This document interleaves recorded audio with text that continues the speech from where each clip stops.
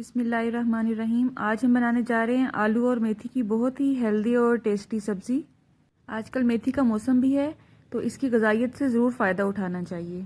इसके लिए हमने ली है मेथी की 3 अदद गड्डियाँ हैं। ये इसकी मोटी डंडियाँ उतार लें और जो बारीक डंडियाँ हैं उसके साथ इसको बारीक बारीक काट के अच्छी तरह से वॉश कर लें, क्योंकि इसकी जो डंडियाँ हैं वो हमारी हार्ट के लिए बहुत अच्छी होती हैं। 3 से 4 अदद आलू हैं, उनको दरमियाने साइज़ में काट के पानी में भिगो के रख दें। एक दरमियाने साइज़ का टमाटर है, छिलके हमने उसके उतार लिए हैं। और ये लहसुन है, 2 चम्मच के हिसाब से इसको बारीक बारीक टुकड़ों में काट लें और इसको पीसना नहीं है, इसी तरह बारीक टुकड़ों में काटना है। अदरक है, इसको हमने ग्राइंड किया है, 2 चम्मच हैं ये। 3 अदद दरमियाने साइज़ के प्याज हैं। बिस्मिल्लाहिर्रहमानिर्रहीम। इसको बनाना स्टार्ट करते हैं हम। एक देगची में पानी ले लें और उसमें मेथी जो वॉश की थी वो डाल दें और इसे हम हल्का सा बॉयल करेंगे, सिर्फ एक उबाल आने तक बॉयल करेंगे। इसको बॉयल करने से जो इसमें हल्की सी कड़वाहट होती है वो ख़त्म हो जाती है। दूसरी तरफ कढ़ाई में हमने 1 कप ऑयल लिया है और उसमें अब हम प्याज डाल के इसको हल्का सा नरम होने तक पकाएंगे। मेथी के बारे में एक हदीस शरीफ भी है जिसका मफ़हूम कुछ इस तरह से है कि लोगों को अगर इसमें छुपी ग़िज़ाइयत का पता चल जाए तो लोग इसे सोने के भाव बेचने लगें। मेथी की तासीर गर्म होती है, इसलिए सर्दियों में इसका इस्तेमाल किया जाता है। इसलिए जब इसका सीज़न होता है तो इसे हफ्ते में 1 दफ़ा ज़रूर पकाया करें। इसमें कैल्शियम और आयरन वाफर मिकदार में होता है। ये देखें 3 से 4 मिनट के अंदर अंदर प्याज नरम होना शुरू हो गए हैं हमारे। जैसे जैसे पतीली में पानी गर्म होगा तो मेथी नीचे बैठना शुरू हो जाएगी और आप देखेंगे जब ये बिल्कुल बॉयल होगी तो ये बिल्कुल थोड़े से साइज़ की रह जाएगी। प्याज तकरीबन 7 से 8 मिनट हो गए हैं भूनते हुए। अब हम इसमें लहसुन डालेंगे जिनको हमने बारीक बारीक काट लिया है। इसका टेस्ट कुछ और होता है, अगर आप ग्राइंड करके या पीस के डालेंगे उसका टेस्ट कुछ और आएगा। 5 से 6 मिनट तक इसको अब हम भूनेंगे और इसको दरमियानी आंच पर पकाना है। बहुत ज़्यादा हाई फ्लेम पर जब हम पकाते हैं खाने को तो उसकी ग़िज़ाइयत कम हो जाती है। 5 मिनट के बाद आप देखें मेथी बिल्कुल पानी के लेवल के बराबर हो चुकी है, क्योंकि पानी अच्छा खासा गर्म हो चुका है और उबलने के करीब करीब है।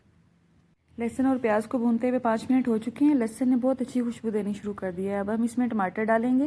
टमाटर का छिलका हमेशा उतार के उसको यूज़ किया करें, क्योंकि इसका छिलका हमारी किडनी के लिए अच्छा नहीं होता है।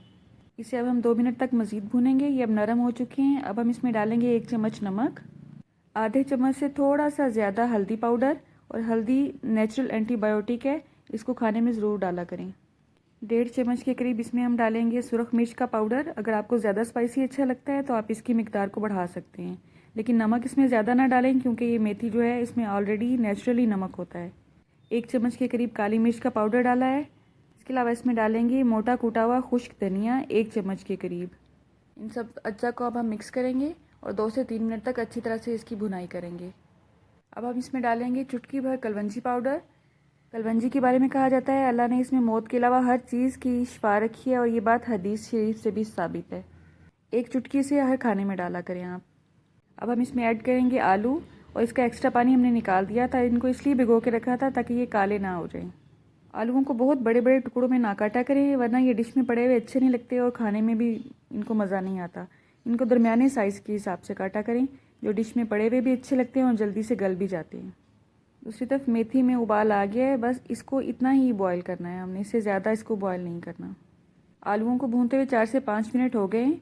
अब हम इसमें डालेंगे अदरक, लेकिन सारी नहीं डालेंगे, सिर्फ 1 चम्मच इस वक्त ऐड करेंगे हम। ये भी एक टिप है, आपने याद रखना है। और अगर आपने इस वक्त सारी डाल दी अदरक तो बाद में इसकी खुशबू नहीं आएगी। 4 से 5 मिनट तक इसको भूना है हमने। अब इसमें हम डालेंगे सब्ज़ मिर्च। 2 चम्मच के हिसाब से आपने लेनी है। मेरे पास फ्रेश नहीं थी इसलिए मैं फ्रीज़ की हुई क्यूब यूज़ कर रही हूँ। और इसे आपने स्टार्ट में बिल्कुल नहीं डालना है, इसी वक्त ऐड करना है, वरना इसकी खुशबू नहीं आएगी और इसकी ग़िज़ाइयत भी कम हो जाएगी ज़्यादा पकाने से इसे। अब हम इसमें ऐड करेंगे मेथी, जो कि हमने बॉयल की हुई है और उसका एक्स्ट्रा पानी हमने निकाल लिया है। इसके पानी को आप फेंका ना करें, उसके भी बहुत से फ़ायदे हैं। अल्लाह ने हर चीज़ में फ़ायदा रखा है इसके। अब इसको हम अच्छी तरह से मिक्स कर लेंगे और तब तक पकाएंगे जब तक कि आलू गल नहीं जाएंगे। मेथी को भूनते हुए 7 से 8 मिनट हो गए हैं। अब इसमें हम बाकी अदरक डालेंगे जो हमने पहले बचा के रखी थी। इस वक्त अदरक डालने का फ़ायदा ये होगा कि इसकी खुशबू एंड तक आएगी, पकने के बाद तक भी हांडी में इसकी खुशबू बहुत अच्छी लगेगी। अब हम आंच को स्लो कर देंगे और इसे कवर कर देंगे और इसको इसके पानी में ही पकने देंगे। तब तक पकाएंगे जब तक कि आलू गल नहीं जाएंगे। मेथी का जो पानी है उसे आप ज़रूरत के मुताबिक निकाल लें और बाकी पौधों में डाल लें। ठंडा होने के बाद इसे स्प्रे बोतल में डाल के रख लें, और जिन लोगों को छाइयों का मसला है उन्हें ये बहुत सूट करता है पानी। होममेड टोनर के तौर पे आप इसे यूज़ कर सकते हैं। 8 से 10 मिनट हो चुके हैं मेथी को, और ये अब तकरीबन पकने के करीब करीब है। आलू तकरीबन गल चुके हैं। इसे कवर करके थोड़ा सा टाइम और देंगे और ये देखें 4 से 5 मिनट के बाद इसकी कितनी अच्छी सी लुक आई है हमारे सामने। आपको मेथी के कलर से ही अंदाज़ा हो रहा होगा कि ये बिल्कुल रेडी है। अब हम इसको चेक करेंगे कि आलू अच्छी तरह से गले हैं कि नहीं। ये देखें ऑयल तो इसने छोड़ना शुरू कर दिया है और आप देखेंगे आलू भी मुकम्मल तौर पर गल चुका है। बस अब ये रेडी है, अल्हम्दुलिल्लाह बहुत अच्छी रेडी हुई है। एंड पर इस पर हम मोटा कुटा हुआ खुश्क धनिया स्प्रिंकल करेंगे और अल्हम्दुलिल्लाह ये बहुत अच्छी बनी है। टेस्टी। अल्लाह आपका दस्तरखान सजाए रखिए, आपको सेहत और ईमान का रिज़्क अता फरमाए। मेरी नेक्स्ट रेसिपी तक अल्लाह हाफिज़।